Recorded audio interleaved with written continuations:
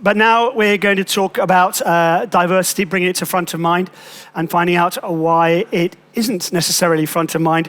So please welcome Nikita Thakrar, Bindi Karia and Rhiane Fatinikun. Come on, up you come. Take your time, girls. Jeez.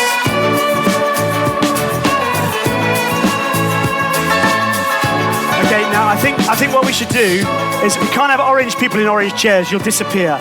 So, Bindi, you go there. Perfect. Yeah. Oh, look at that. We're all organised. Excellent. Have you got a microphone? There you are. It's a blue one. There you are on the end. Okay. So, first of all, just very quickly.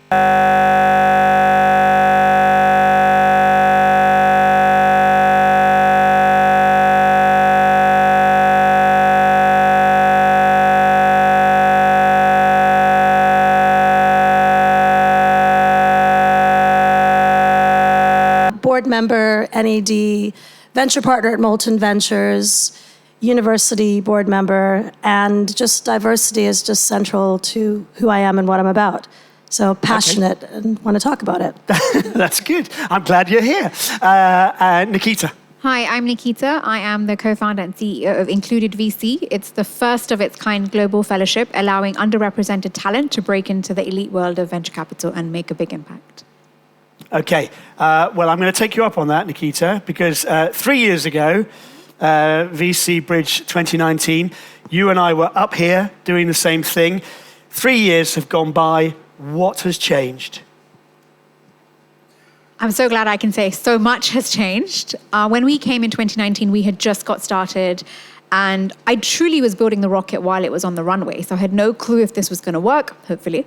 And now I'm proud to say 3 years later, we have about 80 to 90% of those students, or fellows as we call them, that want to break into venture capital actually break into venture capital. Now, please don't tweet this, but a little birdie has told me that's actually bigger than some of the business schools in a relative sense, than some of the biggest business schools in the world. And we have a team of 2.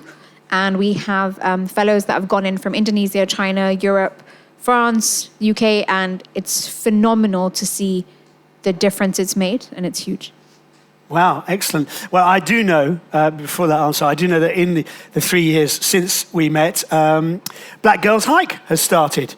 It started in 2019, is that right? It did. So I founded Black Girls Hike in 2019 to challenge the lack of representation and inclusion of black women in the outdoors, and also just to create a space where marginalised communities felt like they can connect with nature and get all the benefits of being in the outdoors. So our 3 principles are community, inclusion and education. We've actually just become the first black-led organisation that's a training provider in the UK since 1964. So it is quite a big deal, and we are making quite a lot of inroads. But what I would just like to see is, a more equitable outdoors. And I think that a lot of the time we talk a lot about diversity, but it's more inclusion and creating a more equitable outdoors and, businesses that we should be looking at. Yeah, well, so 50 years. Since 1964, yeah. So they started, so it was mountain training. They were established in 1964 when they started delivering qualifications. And then we're the first organisation that's black-led to becoming a provider since then. Right, wow. Okay. What about going forward? Bindi, I know you mentioned the university board. I think it's the University of East London, which is a hugely diverse area, East London. You cited a statistic, and I'd like everybody to hear that statistic. Oh, yeah. I've got lots of stats, which is why my phone is here. The mayor of Hackney, just so you're aware, Hackney is part of East London, and one of the most diverse, underrepresented parts of the country in the United Kingdom. The mayor actually ran a survey where he surveyed a lot of young people. And I think the stat that really was the most scary was something like 49% of those interviewed felt that they would not get a job in tech because of how they looked or how they sounded. Yet we're doing all these diverse initiatives, all of us in the audience are, we say there's an open door, but these young people do not see or understand that that door is there. And I found that incredibly shocking given all the stuff that we're seeing out there in the market, like what the FCA in the UK is saying about diversity on boards, what Goldman Sachs is saying, we won't IPO people unless there's at least one diverse board member, but yet 49% of the people surveyed did not see that door. So we've got a lot of work to do out there. Yeah. I mean, I don't know if you heard Obam earlier talking about really disappointing statistics in terms of people, women in tech as well. Just the percentages are so low. What do we do? What's the first step? At least, it's a long way away. Complete diversity, evidently from those statistics. What is the first step? Do you think? Anyone? I'm going to start because these two ladies are extraordinary. And they're living their passion, and they're using their passion to drive their mission. So we need more people like Rhiane and Nikita out there driving that change. I'm genuinely blown away by the two of you and what you're doing to deliver that change for us. So thank you. Okay, but that's not the first step. Well, obviously, we need more people. So is it about getting you out there so people see that it can be done? It can be. It can 100% be done. Like when I sat here in 2019, I had no clue. Today we have 60 people in venture capital. And if Daphne hadn't said, I'm going to sponsor you, or Notion, when the idea was just an idea, it takes one step. And I think we have so many conversations, but a lot of people don't take that first step. It's have the conversation, and then within 24 hours, do something. Whether that something is saying, hey, we need to hire X vets, we need to hire X women, X people of color, whatever your company goal is, say it, put it down, get every single person on board, not one partner or two, but everyone, and make it the mission that we're going to achieve this in 6 months, and quite frankly, do it. Yeah. That's it. Just do it. Yeah, time to go home. What I would say is, so at Black Girls Hike, we work with the wider outdoor community to create projects and services that enable them to engage people, because that's one of the things that they're struggling to do. So what I would always suggest is if you are lacking in, for example, your candidate pool, for example, you should be reaching out to other small organisations, community groups that are doing the work that you're not able to do, and build like a reciprocal relationship with them rather than like an extractive one. Okay. How do we get past, so it's diversity and inclusion, really, we're talking about. How do we get past the box ticking of diversity and actually integrate some inclusion? Because we need to see it in more of a holistic way rather than like an add-on. So diversity and inclusion should be in every decision that you make rather than being, oh, let me just go and get a black person now because we've not included them. So it just needs to be a more well-rounded, holistic approach. And if you do get a black person, maybe take them to lunch and sit them down and say, hey, look, I don't know much about your culture, or I don't know about what you celebrate or what your likes are, where you come from. And if they're comfortable, they'll tell you. So I used to be quite shy about being British Indian. And now when I don't understand something because I haven't grown up in there, I just say it and I educate people about Diwali and other things and, you know, what's important to me and my values. And since then, I feel like much more happier. So I think it's very easy to pluck someone, put them in, but you really have to take time to get to know them as a company and say, why are you worried or what don't you understand? And let us understand your culture. Yeah. That makes a huge difference. Well, it ties in with what Idris was saying about, you know, being in a team where you don't know everything. Be curious. Yeah, and I think just from my perspective, it does have to come from the top as well. Yeah. The leadership, we've talked a lot about leadership here, and all of you as partners in your funds or everyone that are CEOs of organizations, it has to come from the top. And it's not just a marketing budget where, ooh, let's put a little sticker on our, you know, logo going, we do this. You're actually making a difference and you're creating the change and you are, you know, including people, because actually diversity of thought does lead to positive, you know, outcomes for business. It's a fact. Yeah. So I don't know if we've got time to go into this, but this is something that I'm particularly concerned about. How do we try and tackle unconscious bias? I mean, it's huge. It's You admit it's there.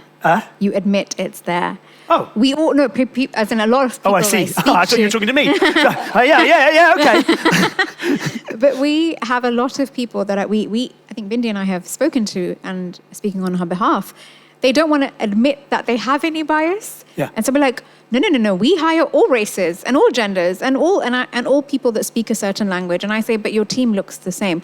Yeah, but we don't have bias. It just happens to be that way. I think admitting it is very uncomfortable. Yeah. And being able to do that in a safe space, I think that's number one step before we even do anything else.